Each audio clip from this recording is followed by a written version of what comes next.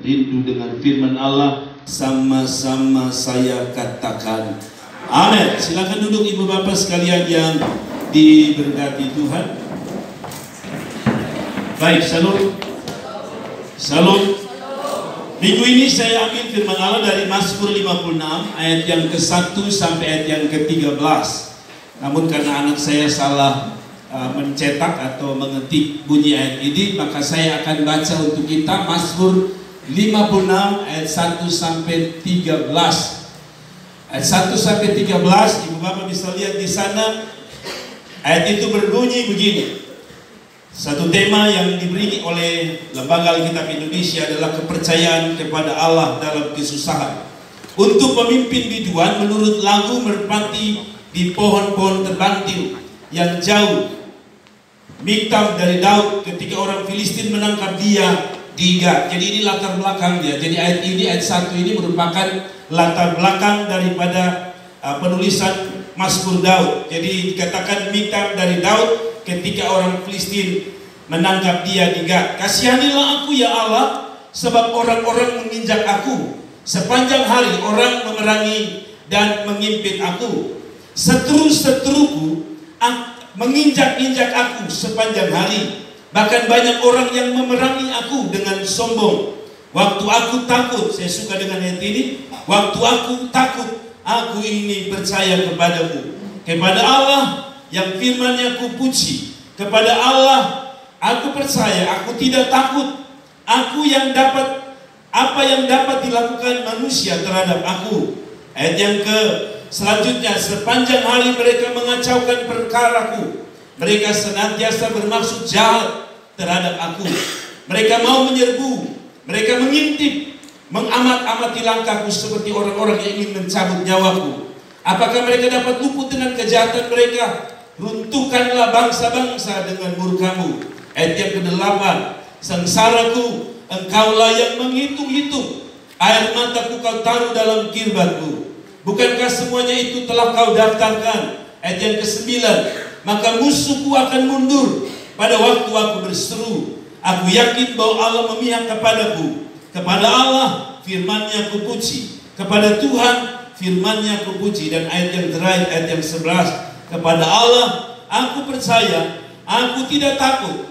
Apakah yang dapat dilakukan terhadap manusia? Demikian jauh pembicaraan atau pembacaan firman Allah. Pagi hari ini saya ingin menyampaikan tema cukup percaya saja. Cukup percaya saja. Kata percaya yang memiliki arti begini: meyakini bahwa Allah sanggup melakukan sesuatu yang Anda anggap paling sulit, atau mempercayai apa yang Allah akan buat sekalipun mungkin itu mustahil.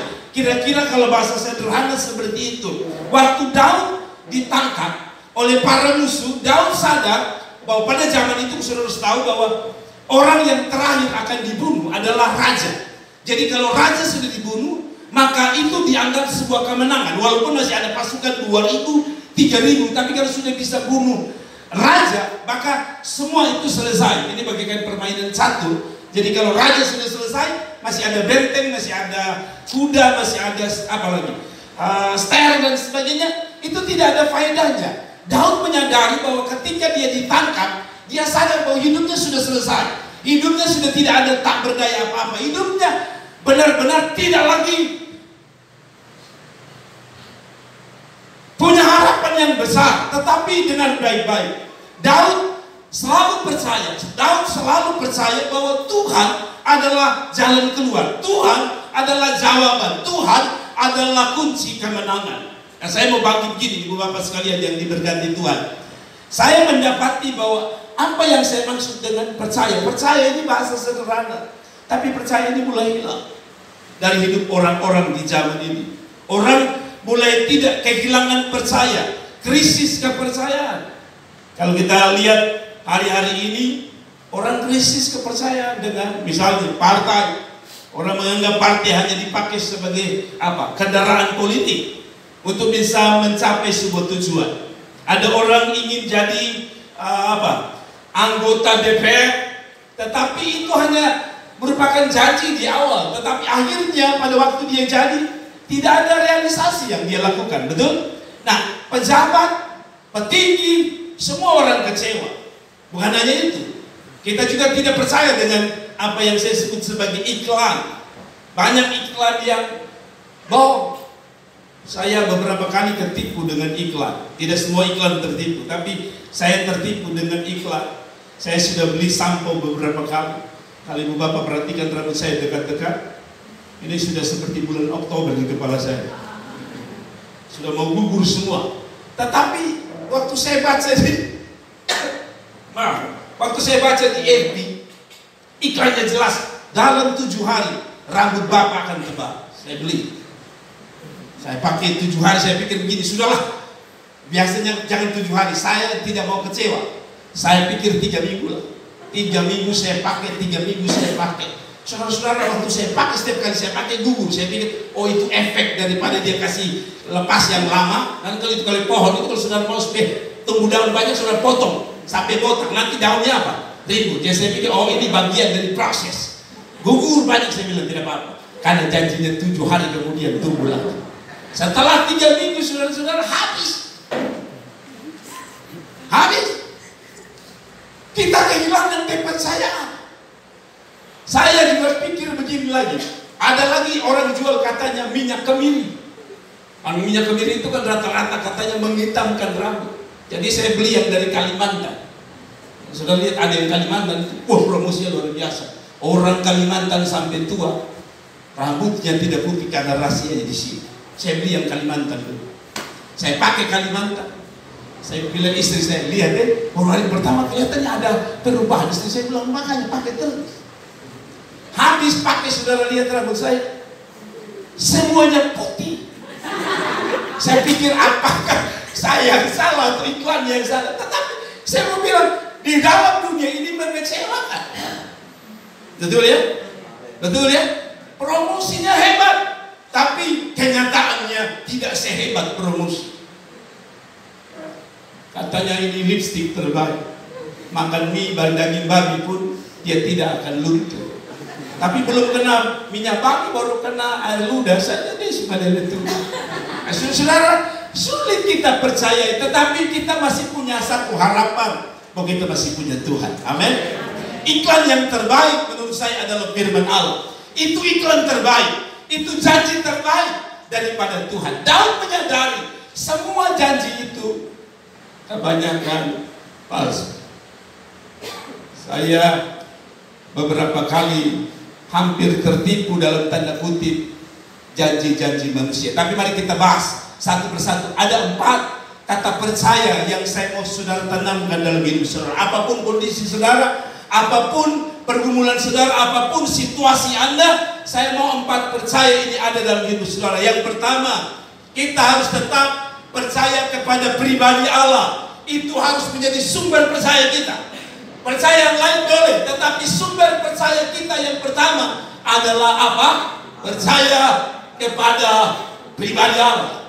Pribadi Allah yang merupakan jaminan. Pribadi Allah yang merupakan jaminan. Lebih daripada itu, bisa benar, bisa tidak. Bisa ya, bisa tidak. Mari kita baca ayat yang ketiga. Perhatikan baik-baik. Waktu aku takut, Daud juga sadar, dia penakut. Dia sadar bahwa di tengah musuh ini, saudara tahu, di tengah musuh waktu zaman itu mereka paling suka dapat raja, ya, bukan dapat bapak raja, dapat raja. Sebab kalau dapat raja mereka dapat semuanya. Dapat raja, dapat dia pun istri semua. Bayangkan raja Daud pun istri itu hampir tidak ada lubang-lubang kayak saya di pipi, rata mulus. Jadi kalau dia dapat raja, dia dapat dia bini semua. Dia dapat dia punya hamba semua. Dia dapat dia punya kekayaan semua. Jadi waktu itu Daud sadar bahwa musuh itu sudah diada. Dan itu para musuh tidak akan bilang begini, ambil silet, potong pelan-pelan jempung kuku, habis baru daging sedikit. Nah, mereka kalau bisa gorok, selesai. Kalau bisa selesai. Dan Daud sadar bahwa ini sekarang sudah terkepung oleh musuh. Tapi dia bilang ini, waktu aku takut, aku ini percaya kepada. Waktu aku takut, aku ini percaya kepada. Nah, banyak kita takut Takut membuat kita punya hilang kepercayaan, atau takut membuat kita hilang percaya. Berapa banyak kita yang ulang-ulang saya bilang, orang kalau sudah mulai takut itu berhubungan dengan tidak percaya. Kalau orang sudah tidak percaya, maka Anda tidak bisa lihat Allah bekerja. Sekali lagi, ketidakpercayaan itu berhubungan dengan apa? Takut. Kenapa orang mencuri? Kan orang takut tidak bisa makan besok. Tapi kalau engkau percaya bahwa Tuhan menciptakan Anda, Tuhan tahu memelihara Anda. Ada amin? Takut membuat orang kehilangan percaya. Orang umur 20 percayanya kepada diri. 18-20 itu percayanya kepada diri. Cantik, bersoleh, jalan-jalan di mana-mana, pamer wajah terus. Mungkin beta bisa, beta cantik luar biasa. Tapi umur mulai 28, 30, apalagi nona-nona, menurut banyak survei, kepercayaan diri mulai turun. Sehingga ada berkata, Neo, kalau dulu beta punya syarat, hidung tinggi, mancung, kumis jangan terlalu tebal kayak saringan teh, tapi sekarang saya turun. Neo, biar pesek itu yang penting masih hidup. Kita mulai kasih turun, karena apa? Karena kita takut. Orang sudah ke pagi-pagi undangan, mau menikah, kita belum ada undangan. Jangankan Anda mau undangan, bagaimana Anda mau bagi undangan? Masuk minta saja belum Anda mau bagi undangan bagaimana? Tetapi dengan memang orang mulai turun rasa percayanya. Ya, tapi dengan berjalannya waktu, inilah ujian. Anda harus tetap percaya bahwa Tuhan itu sanggup. Ada amin. Masih ada Tuhan, masih ada Allah. Saudara yang kredit pasti tahu. Ketakutan membuat kita itu dekat-dekat tanggal bayar kredit itu stres. Dan kadang-kadang mulai mendekati tanggal bayar, kita mulai hilang percaya kita pada Tuhan. Motor ini tinggal beberapa hari, apa tuh? FIF akan tarik motor. Saudara tahu, mendekati tanggal pembayaran itu ketakutan 2 kali lipat. Dan Anda mulai ragu-ragu, Tuhan, tahu kita bisa bayar kosong nih. Jangan sampai ini motor ditarik. No, saya mau bilang sama saudara, Tuhan punya cara. Katakan amin. Dengan baik-baik, waktu aku takut, aku ini apa? Percaya. Harusnya makin takut. Bilang sama Tuhan, saya percaya bahwa Tuhan sanggup tolong saya. Amin. Waktu Anda takut tidak bisa makan, justru itulah ujian untuk Anda makin percaya. Waktu Anda takut untuk tidak dapat pekerjaan, Anda harus yakin bahwa itulah ujian iman untuk Anda mendapatkan apa yang Anda percayai. Sekali lagi, ketakutan adalah ujian untuk Anda dapat atau tidak. Dan itu yang setan paling suka, membuat Anda ketakutan, sehingga banyak kali kita melakukan kebodohan di balik ketakutan. Pertama, di dalam ketakutan kita hilang percaya, tapi di dalam ketakutan dengan baik-baik Anda akan melakukan hal bodoh. Saudara masih ingat siapa itu? Abraham. Masih ingat Abraham? Tuhan bilang apa? Di umur berapa dia akan punya anak? Umur 100.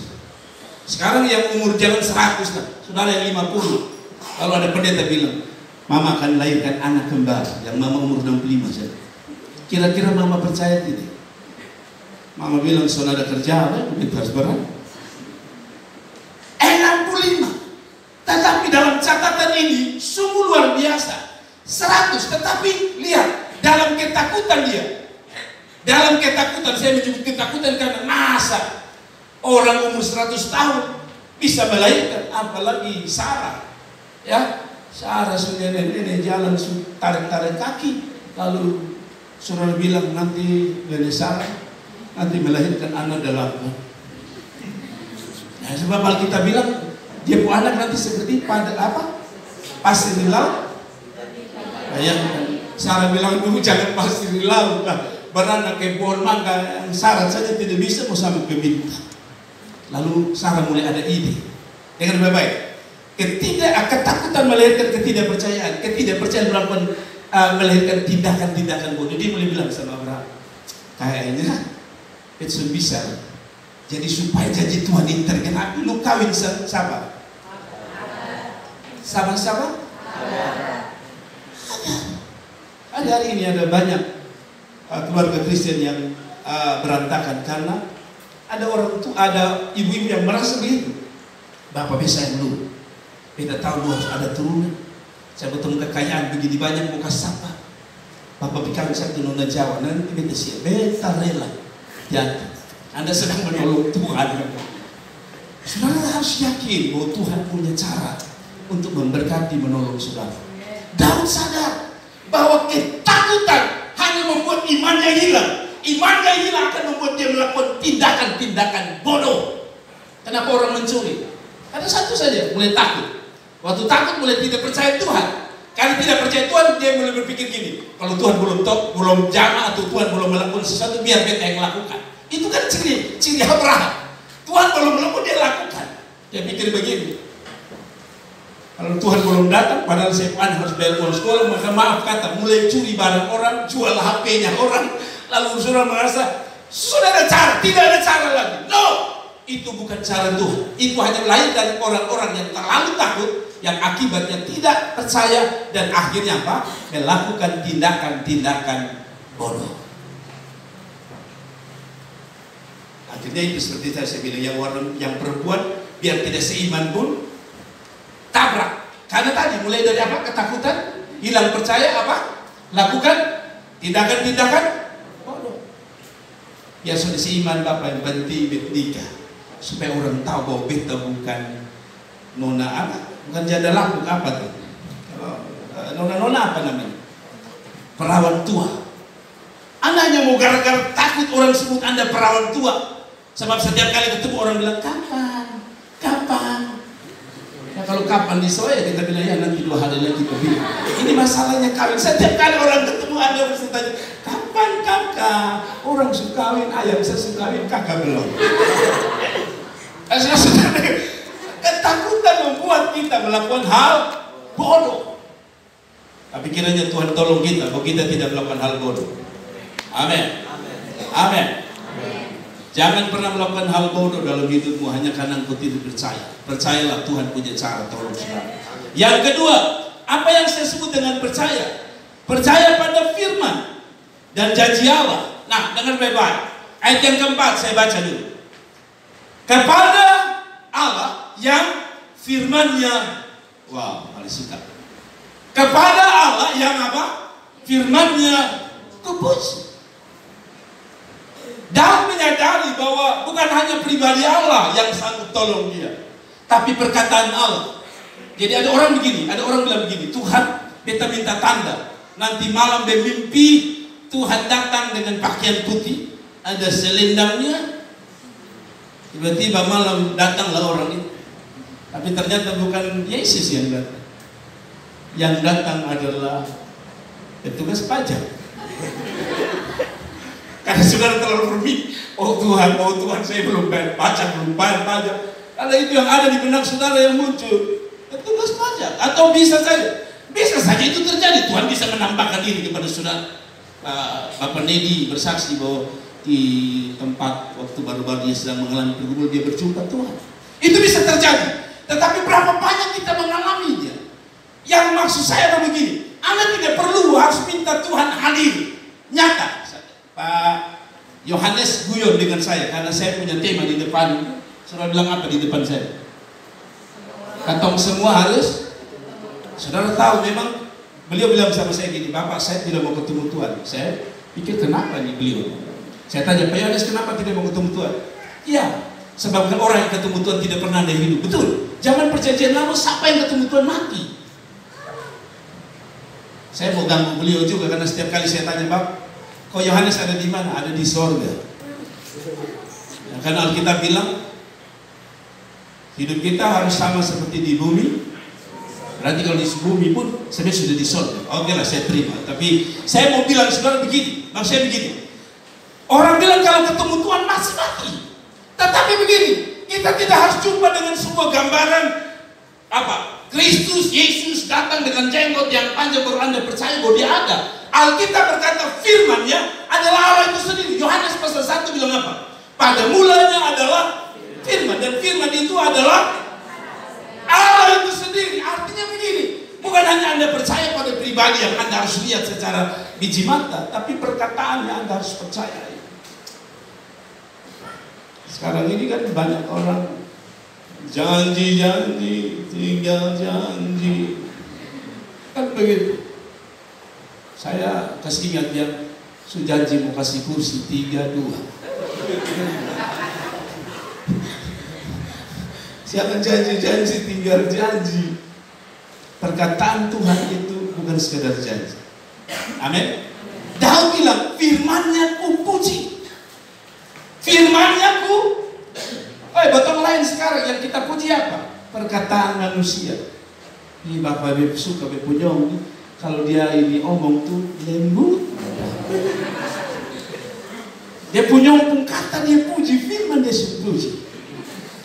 Dia punya pun janji dia puji.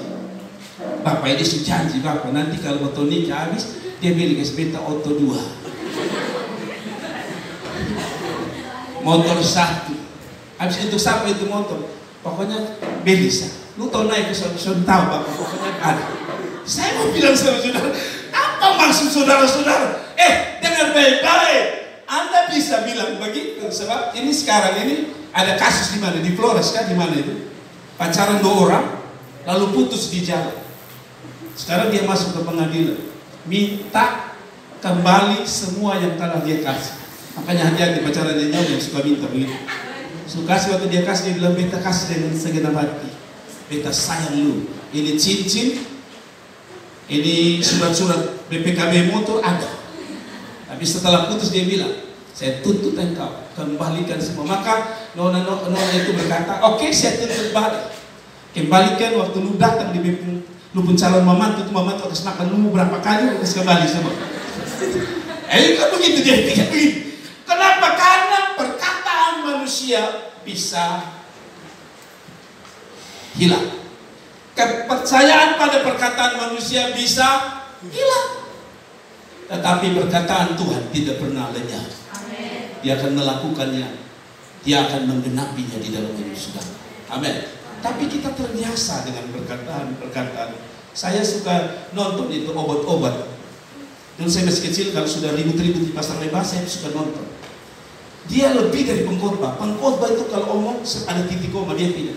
Saudara, mari ada mobil, ada obat yang akan membuat sebelum punya kaki-kaki ke depannya. Terlalu cepat, saudara-saudara. Luar biasa, saya pikir kalau dia jadi pengkhotbah luar biasa. Semua orang berdiri, lalu mulai dia coba satu obat. Saya masih ingat satu obat yang saya tidak akan lupa, yaitu obat kuat otot. Jadi dia gosok minyak. Dia bilang waktu itu minyak dari mana nih? Daerah NTB, Sumbawa, ya kebanyakan Sumbawa. Jadi saya minta maaf, ini bukan Sumbawa pada umumnya. So, nanti orang pikir saya ngomong Sumbawa. Dia berkata ini minyak dari Sumbawa. Dia mulai gosok satu orang, merci, dia gosok. Habis dia gosok bilang, tuh, saya lihat ada bayi-bayi satu dia gosok, saya pikir mati. Dia bilang sekarang lompat naik. Saya pikir, wih, lalu orang itu lompat naik, itu bayi aman-aman. Saya bilang luar biasa. Ini minyak luar biasa. Yesus saja tidak pernah dalam catatan Injil mengatakan gosok minyak lompat di atas tidak apa-apa. Tapi dia berani. Saya pikir ulang. Saya pikir saya pakai.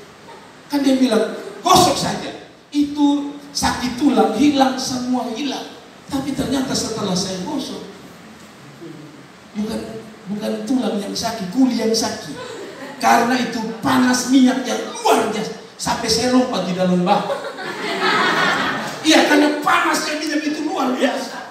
Saya tidak tahu mengapa, mungkin karena itu baik karena minyaknya panas, kakek itu minyaknya panas, sehingga dia pikir dia konsennya di panas. Orang yang tidak konsennya ke panas, dia lupa bahwa ada beban yang akan naik di dia. Ini logika saya.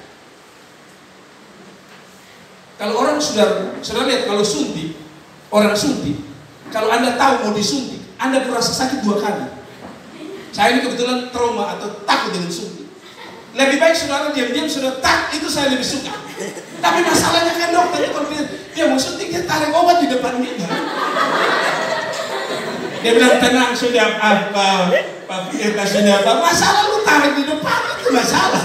Bagi saya lu bilang tidak ada apa-apa, tapi bagi saya pasti ada apa-apa. Tidak bisa tidak ada apa-apa. Orang itu karet obat ini tusuk tembusan boleh saya punya. Kan begitu logika saya begitu. Tapi lihat perkataannya itu tidak bisa dipercayai. Lebih baik you tusuk saja langsung tambah kasih tahu saya. Tapi sudah begitu lagi datang ke kita bilang begini, Papa tenang ya, tenang ya. Oke lah tenang ya kita tenang. Jantung, walaupun jantung ini mulut tenang, mata tenang, tubuh tenang, tapi jantung tidak tenang. Duda. Sudah begitu dia pakai kapas kan, sentuh lagi kan, dia goyang lagi, coba langsung itu goyang tinggal di sini. Seolah dia berkata di sini lu siap-siap.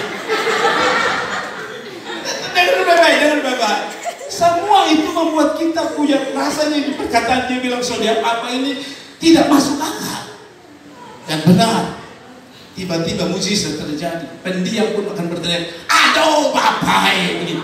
Karena sudah mulai tapi begini maksudnya, saya menyeberangkan begini.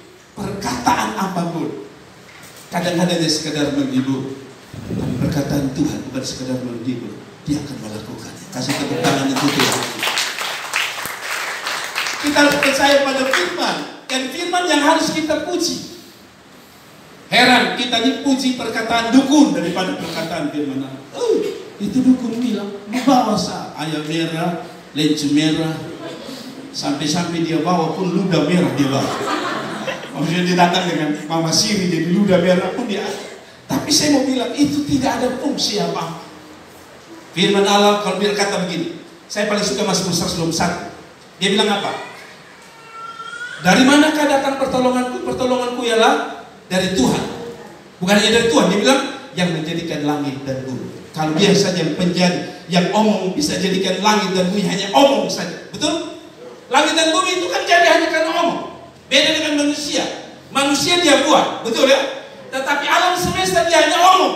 Kalau alam semesta yang besar dia bisa melakukannya, apalagi hanya pergumulan hidupmu. Anda harus lebih percaya dia lebih besar dari pergumulan dan persoalan saudara. Kasih tepuk tangan untuk Tuhan.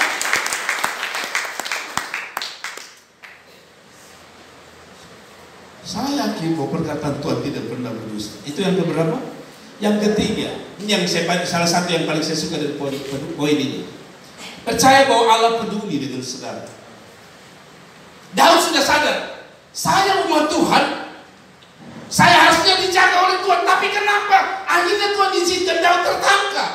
Mungkin Daud berkata, oh Allah sudah tidak peduli, oh Allah memang sudah tidak mau dengar, mungkin Allah sudah tidak lagi mau dengar, mungkin Allah sudah tidak mau menyertai saya. Tidak, Allah masih peduli sekalipun Daud sudah tertangkap, sekalipun Anda sudah ada dalam beban. Itu bukan berarti Allah tidak peduli. No, kita baca ayat 5 sampai 8, sudah lihat ini.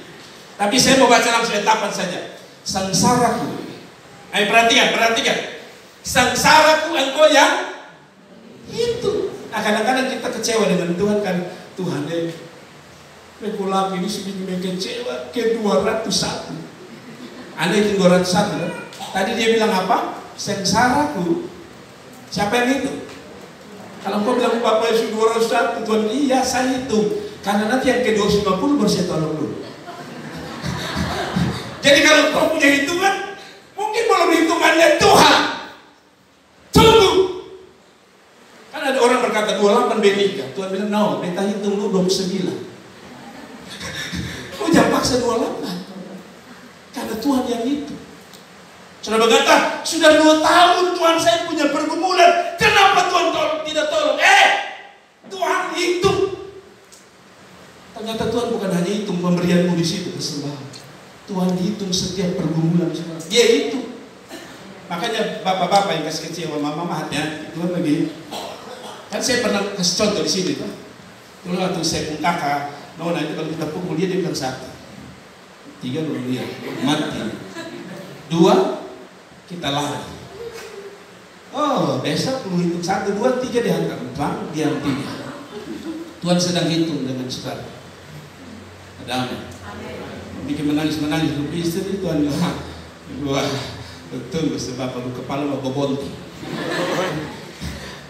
Kan begitu, kita suka hitung, kita saja hitung. Kalau anak-anak buat 1 kali kecewa gitu lah, biar, setengah dia Pak, setengah dia Mak, setengah. Nanti kita lihat, dia mesti biar, setengah. Tapi di hati ini kita mulai hitung. Saudara jangan buat salah, saudara pikir, oh aman, no, Tuhan hitung. Tuhan hitung. Lalu bukan itu. Engkaulah yang menghitung air mataku. Bayangkan, air mata dia hitung. Jadi kalau saudara berdoa, saudara menangis, Tuhan hitung.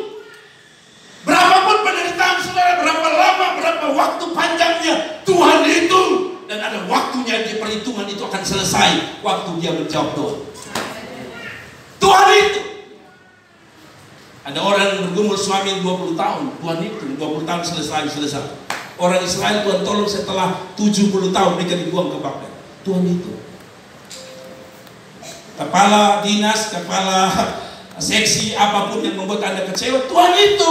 Asal Anda hidup dalam kebenaran, percaya firman, percaya Allah, hidup dalam kebenaran, Tuhan itu. Saudara kalau kasih memberi jangan terpaksa. Kalau air mata saja dihitung, apalagi uang, saudara. Dia hitung. Apalagi tenagamu dia hitung. Jangan pikir nyanyi di sini, saudara pikir, aduh nyanyi hela-hela nampas tapi gereja tidak perhatikan saya. No, Tuhan hitung. Yuk berdiri di situ, terima tamu di situ, senyum-senyum, PE gigi. Halo. Anda pikir siapa yang lihat? Tidak ada yang lihat. Kalau saudara lihat di foto MP saya, yang di depan pasti fotonya keluar. Apalagi saya, nomor 1 keluar. Tapi jarang saya kasih naik persembahan. Pada 5 tahun. Mungkin kamera saya tidak menyentuh Anda. Tapi menurut ini, mata Tuhan sedang hitung. Mata Tuhan sedang hitung. Saudara datang gereja berapa kali Tuhan hitung. Saudara Alfa berapa kali Tuhan? Kuat. Saudara Alfa berapa kali Tuhan? Hitung. Tuhan itu hitung. Oh ini air mata kanan ini, air mata duis habis. Yang kiri ini kayaknya terlalu banyak menderita. Tuhan hitung. Tapi yang saya suka saudara yang ayat selanjutnya. Kau taruh dalam kirbatmu. Saya mau tanya saudara, pernah Anda menangis, Anda tampung air mata? Pernah Anda tampung, pernah menangis? Ambil bosku. Tidak ada. Air mata itu biasanya lepas saja. Betul? Tidak ada yang tampung. Tapi Alkitab bilang air mata dia tampung. Saya tidak tahu kalau saya dari kecil mulai lahir kan paling banyak menangis waktu bayi keluar, harus keluar. Bayangkan itu sudah ditampung.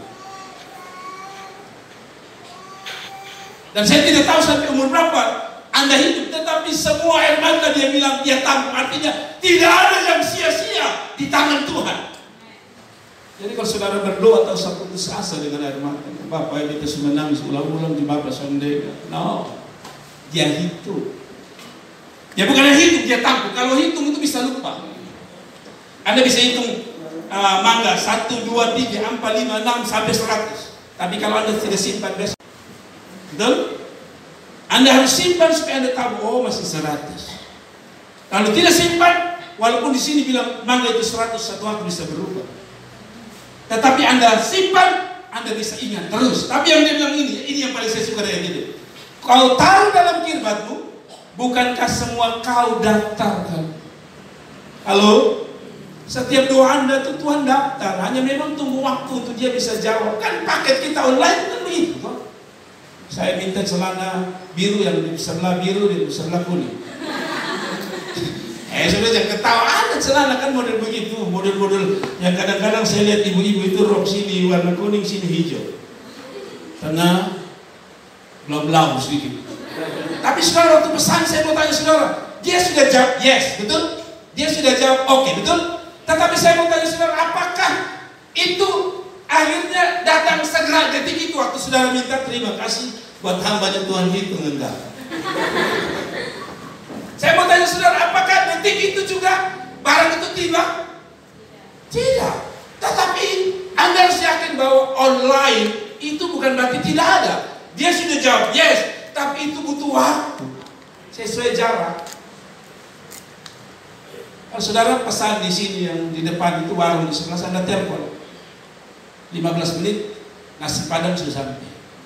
Tapi kalau Anda pesan sound system, drum lengkap ke Jakarta, Anda tidak bisa minta 15 menit. Packing saja sudah berapa menit? Betul? Packing saja sudah berapa menit? Belum dari packing dia kirim ke bandara di Jakarta macet. Belum naik pesawat. Saya sedang gambarkan begini, saya dengar begini. Yang penting Tuhan sudah daftar dulu. Yang penting Tuhan sudah daftar dulu. Saya masih ingat Pada waktu seorang wali kota mau naik, dia bilang, semua gereja di Kota Kupang daftar, ada sedikit berkat untuk gereja-gereja. Saya daftar. Lalu ada teman saya bilang gini, percuma, kadang-kadang betul daftar tuh percuma. Kalaupun kasih kecil sekali, ada rata-rata sumbangan dari pemerintah 2,5 juta per gereja. Tapi ada seorang wali kota waktu itu janji, dia bilang gini, saya akan kasih besar sekali. Saya kasih masuk karena dia minta, saya kasih masuk buat dia. Tunggu 1 bulan, 2 bulan, sore datang. Tidak ada panggilan, 3 bulan tidak ada, 4 bulan tidak ada, 5 bulan tidak ada, 6 bulan tiba-tiba surat datang. Bapak menghadap Pak Wali Kota, saya menghadap. Saya pikir 2,5 lagi. Tapi waktu dia bilang ini, tolong ambil di bagian umum. Saya curi-curi pandang sedikit. Saya lihat kayaknya angka 2 hilang. Tinggal angka 1. Berarti turun tuh. Dari biasa 2,5 dia start dengan 2. Saya lihat 1. Kasihannya bukan tambah naik betul. Tapi ternyata waktu saya pegang surat itu bukan 1 kecil, 1 besar. Walaupun dia mulai dari 1 tapi lebih besar dari dia mulai dari 2. Ternyata apa itu? 10 juta rupiah. Lo jangan salah sangka dengan Tuhan.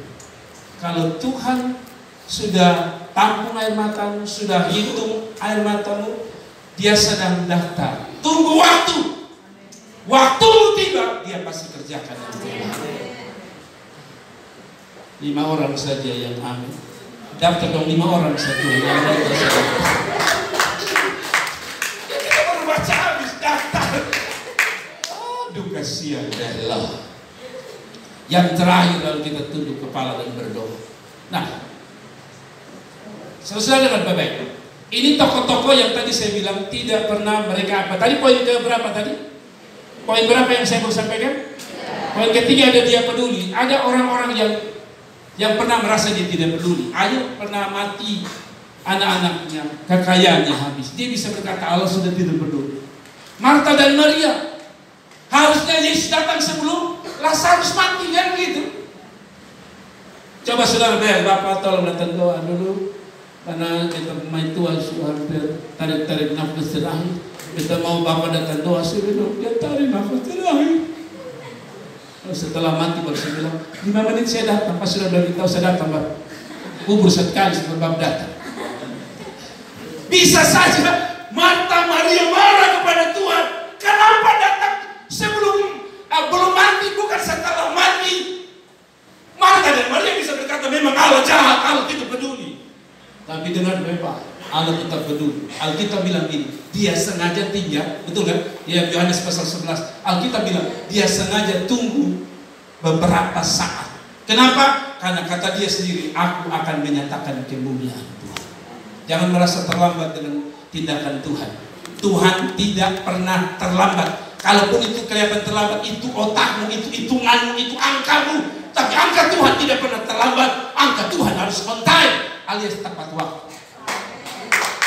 Haleluya. Murid-murid di atas perahu dihantam, dia lagi berdoa. Murid-murid bisa berkata, Tuhan di mana? Suruh kita jalan habis, dia doa sendiri, dia kasih tinggal kita. Di mana kepedulian Allah? Tapi Alkitab bilang, jam berapa dia datang? Jam 3 pagi dia datang. Saat orang lain tertidur, orang lain tidak peduli, dia datang. Lalu janda di Sarfat juga begitu. Siapa yang tahu ada janda di Sarfat? Tapi bisa-bisanya siapa tuh? Nabi siapa? Nabi Elia bisa disuruh. Elia apa hubungan keluarga dengan janda itu? Tidak ada. Tapi Allah peduli ada satu janda di sana. Saya mau bilang saudara-saudara, waktu saudara duduk, mungkin temanmu tidak tahu persoalan. Mungkin sahabatmu di sebelah pun tidak tahu. Anda coba bersembunyi, tapi di dalam hati saudara berkata, Bapak saya luar biasa Pak Pendeta. Anda mungkin, saya tidak tahu, temanmu tidak tahu, keluargamu tidak tahu, tapi waktu Anda tadi dia bilang, waktu Anda nangis, Tuhan hitung dan Tuhan sedang bilang, tunggu saja waktu. Sebab dia peduli. Ada amin? Dia peduli. Dia bukan Allah yang buta. Saya suka dengan Ahok. Ahok bilang apa? Pakai bahasa Jawa itu apa le Mama Malena? Ahok pakai bahasa Jawa bilang apa tuh? Yang kan intinya Tuhan tidak pernah tidur. Ya? Ya. Pokoknya itu sudah. Artinya kan Tuhan tahu. Tuhan tahu yang mau ngomong sorry. Tahu sudah ketawa gitu ya. Nah ingin saya ada lagi. Tuhan tidak pernah tidur.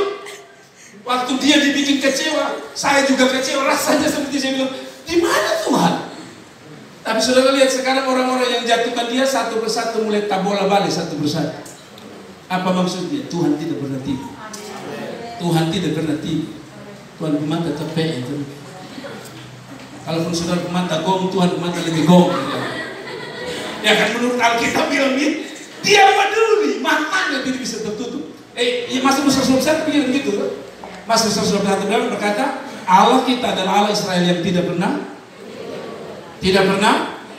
bukan kayak ketong sedikit-sedikit tidur. Ibadah tidur, dengan firman Allah tidur. Penyembahan apa lagi?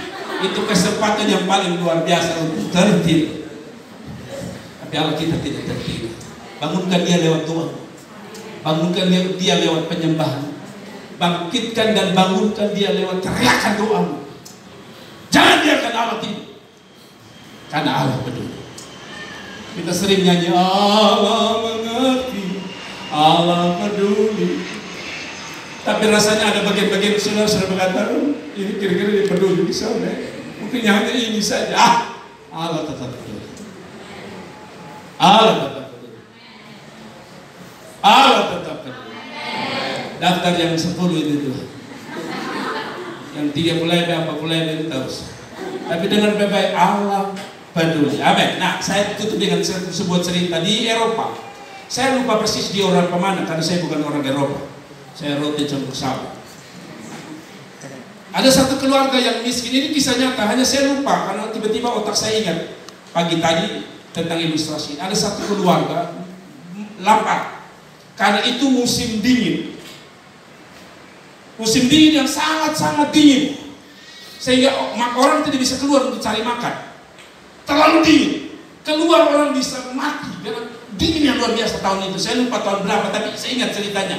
Singkatnya cerita, dalam keadaan lapar, kayu habis, kayu pemanas habis. Kali ini kira-kira tahun 60-an, 70-an, di mana waktu itu bukan kayak sekarang orang bisa WA, tolong kirim roti sekarang. Zaman itu tidak ada. Harapannya hanya bisa berjalan kaki keluar dan mencari berkat atau makanan. Maka mereka mulai berdoa, Tuhan, kirimkan kami makanan yang melimpah. Anaknya berdoa, lalu mereka mulai berdoa.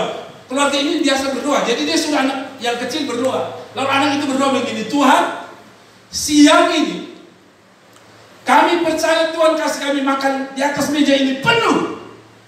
Papanya kan senyum-senyum. Namanya anak-anak, dia hanya omong asal omong, keluar saja begitu. Lalu selesai itu kan orang yang dingin.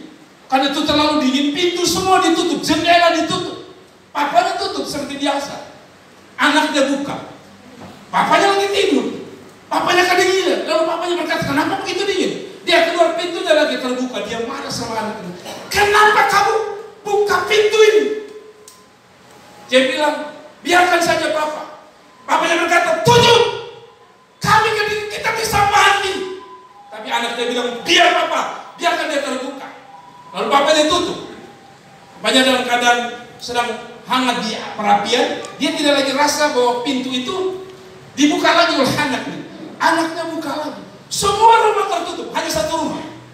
Rupanya wali kota sedang dengar ada bencana kelaparan dari akibat kedinginan itu. Wali kota ini jalan mengelilingi. Dia agak aneh karena semua rumah tertutup. Kok ada satu rumah yang terbuka? Dia berpikir secara logika, ini orang pasti ada sesuatu. Entah ada orang mati di dalam sehingga dia terbuka, sehingga tidak sempat tutup. Kalau ada orang di dalam pasti mereka tutup. Logikanya begitu. Dia bilang ini pasti ada sesuatu. Dia turun. Dan pada waktu dia turun sudah tahu. Dengan sendiri dia dengar, dia lihat keadaan keluarga itu sangat-sangat susah. Rumah itu betul-betul dia masuk dan dia dalam keadaan yang sangat-sangat kritis. Kalau dia bilang sama anak buahnya, turunkan makanan semua yang ada di mobil itu.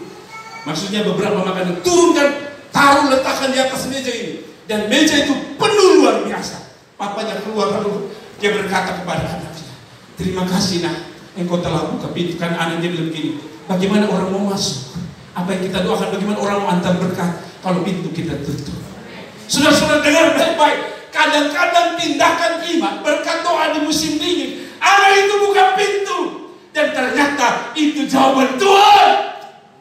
Saudara dengar, kadang-kadang kita melakukan hal-hal yang kelihatannya bodoh, tetapi dengar baik-baik apa yang saya sampaikan pada poin terakhir tadi. Apa poin terakhir tadi saya bilang? Poin terakhir apa? Sudah ada belum poin terakhir? Ternyata yang terakhir adalah percaya bahwa ada kuasa di dalam doa. Mari kita baca ayat ini, ayat 9. Maka musuhku, perhatikan, maka musuhku akan mundur pada waktu aku berseru. Sudah lihat, Daud tidak bilang musuh mundur waktu dia punya pasukan. Daud tidak berkata mereka akan mundur waktu saya punya senjata yang baik. Daud tidak bilang mereka akan mundur kalau saya punya strategi perang yang kuat. Tapi Daud berkata, waktu aku berseru, waktu aku berdoa, musuhku mundur.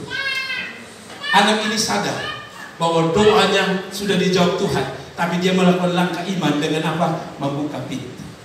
Seorang bernama Yonggi Cho, dalam KKR besar, tiba-tiba hujan turun, dan ketika besok mau diadakan KKR, dia berkata, siapa yang percaya bahwa terbalik, ada satu kota di mana setelah KKR, kota itu diminta oleh, di Korea maksudnya, kota itu tidak pernah ada hujan. Jadi waktu Yonggi Cho berkata, siapa yang percaya bahwa ketika saya berdoa hujan akan turun, semua orang di KKR itu mengangkat tangan. Lalu dia bilang, besok datang karena kita akan lihat mujizat Tuhan, hujan turun. Bertahun-tahun tidak hujan, tetapi hari itu Yonggi Cho mengajak semua orang harus datang dalam KKR. Lalu orang datang, kira-kira ada sekitar 15-20 orang pakai payung di tengah panas terik. Lalu orang berkata begini, lu pakai payung bikin apa? Ya mungkin logika kita adalah ya panas. Tapi tadi mereka minta apa? Hujan. Lalu 20 orang ini dengan satu suara mengatakan, kira-kira 15-20 orang mengatakan, kami pakai payung karena kami meyakini bahwa kata Yonggi Cho, Tuhan akan memberikan hujan, dan saya tidak mau kebasahan waktu saya berdoa. Dan semua orang ketawa sama mereka. Masa panas begini ada hujan. Ketika Yonggi Cho mulai berdoa, turun hujan, mereka tidak basah. Orang yang mengimani Tuhan, orang yang berdoa kepada Tuhan, waktu orang lain tidak mengalami, Anda yang mengalami. Karena itu sekali lagi berdoalah. Karena ketika Anda berdoa, orang lain tidak alami, Anda yang alami. Kalau Anda mau yang alami, Anda yang harus berdoa, jangan suruh orang lain berdoa. Kadang-kadang kita mama-mama, bapak-bapak itu sudah mama-mama berdoa, dan kita biarkan untuk minta. Yang berdoa itu yang punya berkat pertama. Yang dapat hujan, yang tidak kena hujan itu mereka yang pegang payung pertama. Kiranya Tuhan berkati kita, tetap percaya bahwa Tuhan sanggup tolong hidup kita. Amin. Mari kita kasih tepuk tangan untuk Tuhan. Jangan kita akan berdoa.